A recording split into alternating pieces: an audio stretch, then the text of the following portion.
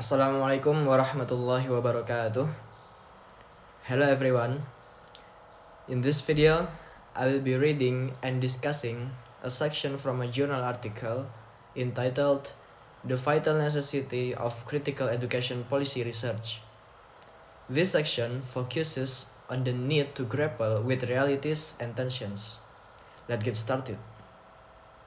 In UEFA Gian Daramola's 2024 article, Racial Just Policy Change, examining the consequences of black education imaginaries for K-12 policy, she exemplifies the integration of theory and action. Daramola showcases how black radical imaginaries address inequalities, including those linked to the school-to-prison nexus exacerbated by school resource officers, or SROs, proposing solutions that might seem unconventional and beyond the status quo. Daramola demonstrates the tensions involved in families' attempts to rightfully seek fugitive spaces outside of schools or use abolitionist efforts to push for reforms within schools.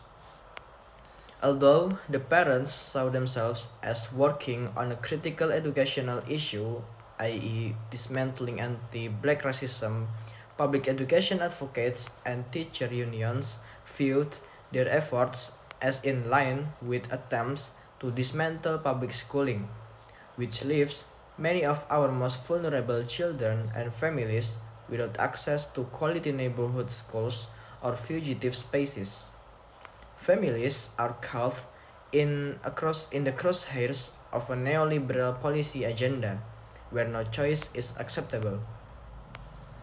Daramola's 2024 article effectively illustrates the potential of black education imaginaries in creating black fugitive spaces.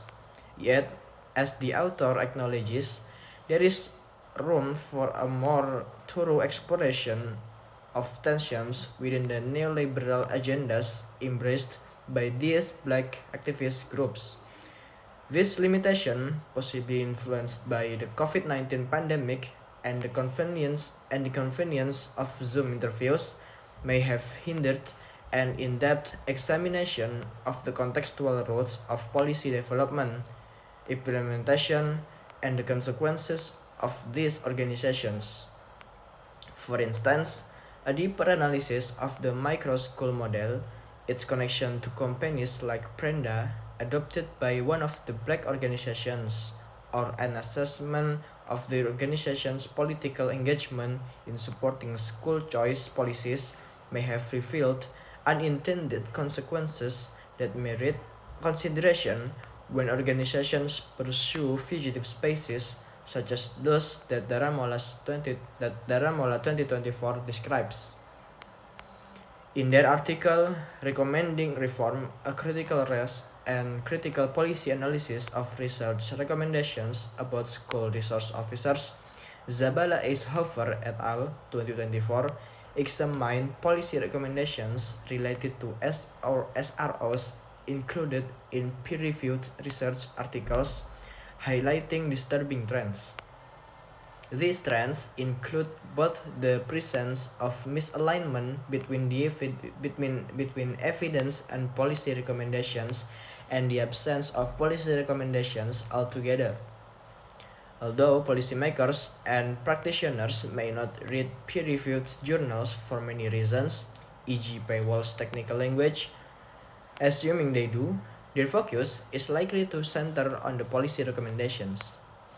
Consequently, scholars, especially critical policy analysis or CPA scholars, must approach these sections seriously, align them with findings, and challenge the status quo by offering policy recommendations grounded in critical theories, exemplified by authors in this special issue. While there are a number of reasons why authors shy away from providing policy recommendations, from constraints such as journal page limits to the psychological toll involved in framing policy recommendations that comprehensively counter status quo practices, What is left unsaid in journal articles can be just as powerful as what is said. Furthermore, absent, differential, generalized, and misalignment policy recommendations generally appeal to the status quo, which favors reforms that are seemingly more feasible or practical over ones that appear too radical and unrealistic due to politicization of a topic. The authors also found few articles that offer recommendations grounded in abolitionist theory, indicating that schools who study SROs may be using less critical theories to guide the research and the development of findings and implications. These findings demonstrate the vital need for and value of CPS scholarship and suggest an opportunity for further research on SROs. More educational schools access critical theories from other disciplines such as abolitionist theory. We must ensure that our work does not just critique systems of injustice, and we must be willing to offer concrete solution to the problem that we are studying. Furthermore, our recommendations should not only align with the evidence we find, but also be willing to offer counter narratives that truly address educational inequalities and injustices. That said, the authors could have grappled more with what it means to support an abolitionist agenda in an era of increasing school shootings that are also putting minoritized children in harm's way.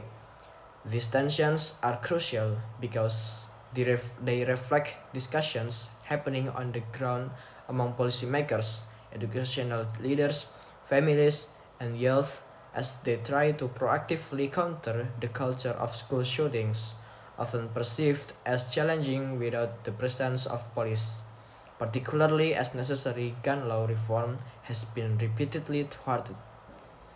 That concludes the reading of the section from the journal article. Thank you for your attention. Wassalamualaikum warahmatullahi wabarakatuh.